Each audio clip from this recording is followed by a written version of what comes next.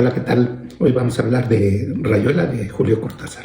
Rayuela, junto con Cien años de soledad, ha sido dos de los libros más importantes del boom latinoamericano. Sin embargo, en la comunidad de booktokers o de lectores actuales, hay mucha resistencia en su lectura debido, no sé, tal vez al tipo de lenguaje, a la trama o a la extensión de la obra.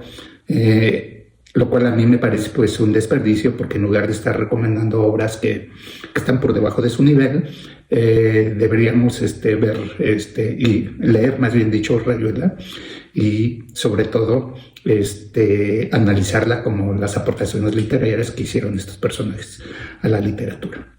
El caso de Rayuela lo voy a tratar en dos temas. Primero la forma y después el fondo. Pero el argumento de Rayuela es muy sencillo a pesar de su extensión. En un principio se habla de un inmigrante argentino que vive en París, que se llama Horacio Oliveira, en donde gran parte de su actividad se dedica a pensar. Es un gran intelectual que repiensa una serie de situaciones que está viviendo, y sobre todo tiene muchas referencias culturales al momento que se vive. Y esa forma de intelectualizar la vida o intelectualizar la realidad es parte de la esencia de Rayuela. En contraparte, existe otro personaje que es la maga. La maga es su compañera, es una mujer sin educación intelectual, es una mujer que vive de sus pasiones, sentimientos, y que no repiensa lo que hace, sino lo hace y lo ejecuta de una manera importante. Entonces, que es además la pareja de Horacio. Entonces, este contrapunto entre el intelectual y, digamos, la pragmática se da en buena parte del libro. Y ahorita explico por qué. Horacio Oliveira es un intelectual que intelectualiza su vida, no solo su vida normal, sino su vida amorosa y su vida existencial. Se la pasa repensando lo que es su vida, y sobre todo todas las referencias culturales que tienen que ver con la música, con la libertad, con la filosofía. Y entonces la vida, a través de un grupo de amigos que le ella el Club de las Serpientes, va reflexionando sobre estos y muchos otros temas. En contraparte, por ejemplo, su compañera la maga, ella no intelectualiza nada, sino se dedica a vivir su vida y arrastra un poco a Horacio a vivir la vida. Lo que va mostrando ahí Julio Cortázar es precisamente aquella persona que se dedica a pensar en la vida y pierde su vida, contra una persona que no piensa en nada y se dedica a vivir su vida. En medio de eso hay una tragedia que no voy a ahondar en eso. Se verá el argumento de Rayuela es muy simple, pero a su vez es muy complejo, porque hay una extensión muy larga de la novela en donde esta forma de pensar nos lleva a diferentes referencias culturales que tienen que ver con la literatura, la música, el jazz principalmente, con la libertad y con la cultura en su momento. Entonces lo que hace Cortázar es todas esas reflexiones sobre la vida y la filosofía, la referencia hacia acontecimientos culturales. Me acuerdo, por ejemplo, en el primer capítulo, cuando anda hablando de la rebeldía y la sedición de un grupo de personas, hace referencia a una novela que es de Leonid Andreyev, que se llama Sasha Yegulev, que fue una de las novelas más importantes de Andreyev. Y así va hilando una serie de referencias culturales que obligan al lector para entender realmente el contexto de lo que se está intelectualizando, obligan pues a acudir a esas referencias, conocer y ver de qué se trata. A lo mejor eso es la parte que más les choca o les confronta a algunos tipos de lectores.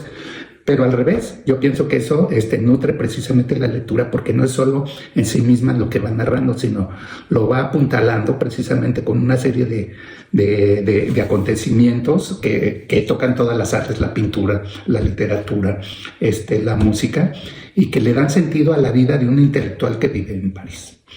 La segunda parte de la novela transcurre en Argentina y después de una tragedia que no voy a narrar, Horacio regresa a Argentina, y ahí otra vez la confrontación que vive ya no es entre lo que es la intelectualización de la realidad, sino más bien la intelectualización de la realidad contra lo absurdo de la misma. Acuérdense que en esos tiempos, pues, en toda América se vivía una violencia muy importante en términos políticos que radicalizaba mucho las posiciones.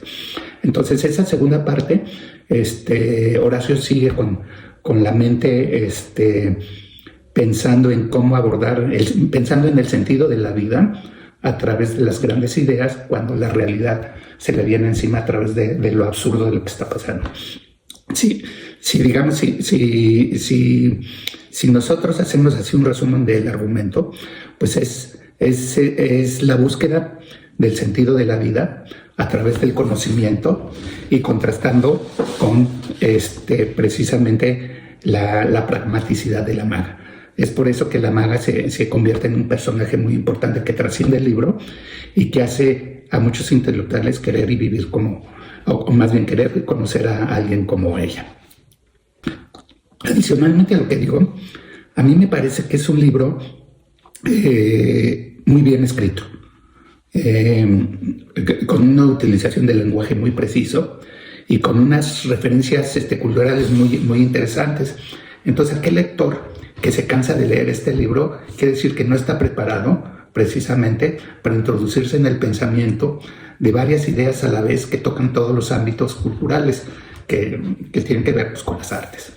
Adicionalmente, lo que yo creo que hay detrás de fondo en el libro es un poco también el anhelo de Julio Cortázar, pues él vivía en el París, mientras la violencia pues se destacaba y se polarizaba las sociedades en toda América Latina, y un poco se sentía como un intelectual aislado en Europa, mientras en toda América Latina se desarrollaban movimientos, acciones en busca de ciertos grados de libertad o en contra de las oligarquías que persistentemente dominaban toda la América Latina. Entonces, indirectamente hay un argumento ahí de cómo uno puede introducirse en este espíritu rebelde para mejorar las condiciones de vida de los diferentes países a través de la cultura y el razonamiento. Y ese es un poco el choque que hay entre Horacio y la maga, ¿no? Una mujer pragmática y un hombre que tiene que repensar todo lo que hace y que en ese proceso de repensar se le va la vida.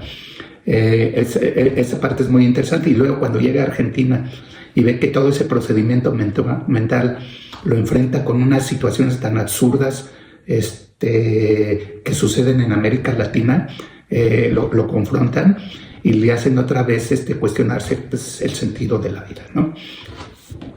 En la forma, este es un libro innovador. En realidad son 3 novelas, bueno, es las que tengo yo. Hay quienes dicen que son 5 novelas.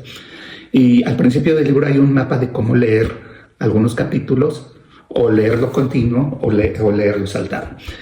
Yo lo que les recomiendo es primero que lo lean continuo y después lo vuelvan a leer con las recomendaciones que hace el propio Cortázar de cómo leer el libro. ¿Qué pasa? ¿En qué se diferencian estas novelas? Pues se diferencian en la profundidad de los razonamientos y pensamientos e introducen nuevos personajes. Si uno lee la versión lineal, no tiene los mismos personajes que la versión propuesta por el mismo Julio Cortázar. Sin embargo, digamos, la esencia de la novela sigue siendo lo mismo, pero a través de los capítulos adicionales se va enriqueciendo con más personajes y con más referencias culturales.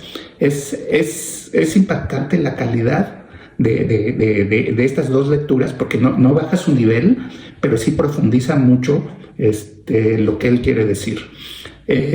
Y es además de una manera también escrita que uno pensaría que el leerlo salteado hay un cambio de sincronía en términos argumentales, y no es el caso. Es una hazaña hecha por Julio Cortázar, que le da al lector la oportunidad de leer varias veces su libro y recibir diferentes referencias y mensajes con un mismo propósito.